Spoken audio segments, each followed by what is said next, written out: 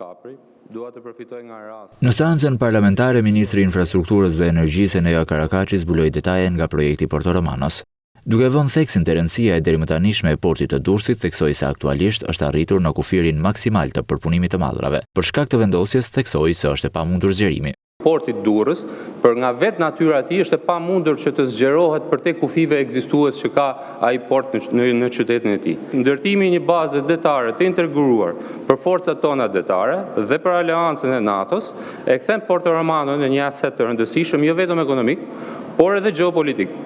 Duke sjellë në vëmendje projektin e ri, Karakaçi theksoi kapacitetet përpunuese që do të ketë atje. Kapaciteti i portit Durrësit sot është për të menaxhuar maksimumi 200.000 kontejner. Ndërkohë, porti i ri tregtar i Porto Romanos ka kapacitetin e parë 600.000 kontejner dhe në fazën e avancuar të tij deri në 1 milion kontejner. Në portin aktual nuk mund të ankorohen dhe përpunohen të gjitha anijet edhe për shkak të thellësisë atje. Porti i Durrësit ka thellësi që mund të shkojë deri në 8 metra.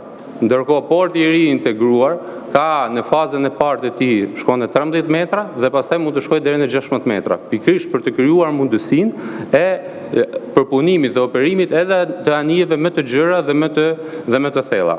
Sa i përket tenderit për ndërtimin, ministri theksoi kompleksitetin për këtë, duke theksuar se procedurat do të vijojnë.